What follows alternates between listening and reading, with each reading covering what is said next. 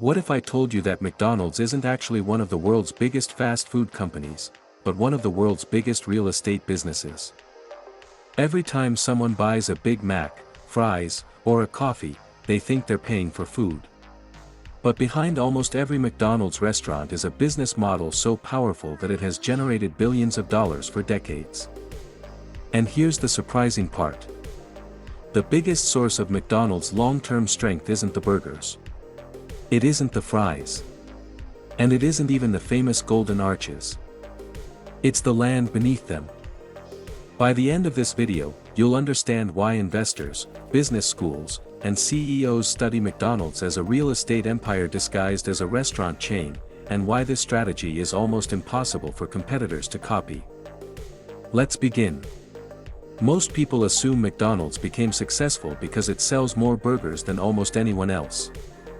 That explanation sounds reasonable. After all, millions of people walk into a McDonald's every single day. The restaurants are everywhere, from small towns to the busiest cities on earth. But selling a lot of food doesn't automatically create one of the most valuable companies in history. Thousands of restaurant chains serve millions of customers every year. Very few have built the kind of financial strength that McDonald's has. So what makes the difference? To answer that question, we need to go back to the 1950s. When Ray Kroc first discovered the McDonald Brothers restaurant in California, he immediately recognized something special. The restaurant was fast, efficient, consistent. Customers loved it. But Ray Kroc wasn't thinking only about hamburgers. He was thinking much bigger. He realized that restaurants could come and go. Food trends could change. Customers could switch to different brands. But valuable land rarely stops being valuable. That single realization changed the future of McDonald's forever. Instead of asking how to sell more burgers, Ray Kroc asked a completely different question. What if McDonald's owned the locations instead of simply operating restaurants? That question became the foundation of one of the greatest business models ever created. Today, when someone opens a McDonald's franchise, they aren't simply buying the right to sell burgers. In many cases, McDonald's either owns the land or controls it through long-term leases.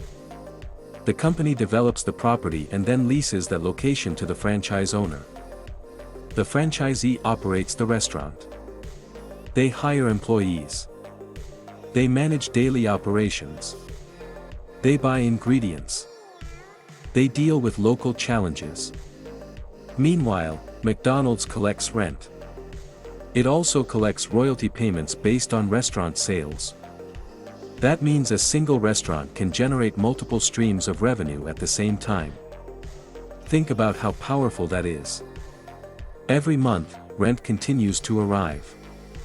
Whether business is booming or slower than expected, the property itself continues producing income.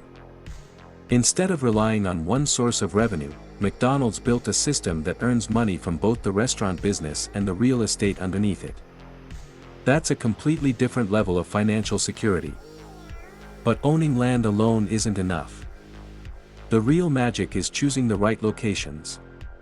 McDonald's doesn't randomly place restaurants on a map.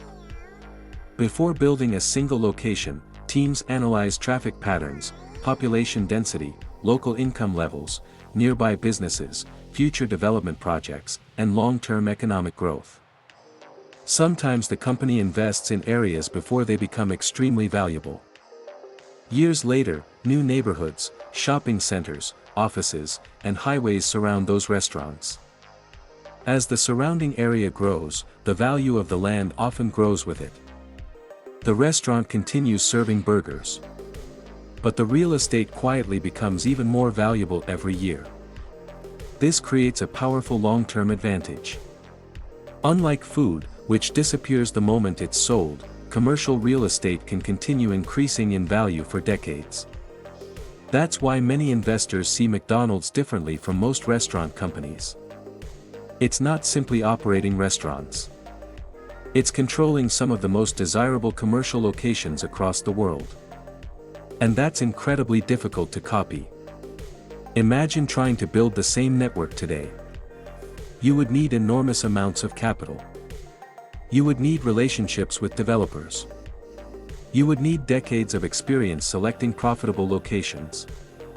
And even if you had unlimited money, many of the best locations are already taken. McDonald's secured thousands of premium locations long before many competitors realized how important real estate would become. That advantage compounds every year. As cities expand and commercial land becomes more expensive, the value of McDonald's existing portfolio continues growing. This creates what business experts call a competitive moat. Not because the burgers are impossible to copy, but because the locations are. Another brilliant part of the system is risk distribution. The franchise owner handles much of the daily operational risk. They manage staffing, inventory, customer service, local marketing, equipment, maintenance. McDonald's, meanwhile, benefits from rent and royalty income while maintaining strict quality standards across the brand. This structure allows the company to expand into new markets much faster than if it operated every restaurant itself. Each successful franchise strengthens the entire system. More restaurants generate more rent. More sales generate more royalties. And more prime locations increase the value of the company's real estate portfolio. It's a cycle that has repeated itself for decades. That's why McDonald's has remained one of the world's strongest businesses through recessions, changing consumer tastes, and intense competition. The next time you drive past those famous golden arches, remember this. You're not just looking at a fast food restaurant. You're looking at a carefully selected piece of commercial real estate that may have taken years to acquire, millions of dollars to develop, and decades to appreciate in value. The burgers bring customers through the door. But the land beneath the restaurant is what helped build an empire. And perhaps that's the biggest business lesson McDonald's teaches us. Sometimes the most valuable part of a business isn't the product everyone sees. It's the asset hidden underneath it. That's how McDonald's became far more than a restaurant chain. It became one of the greatest real estate empires the world has ever seen.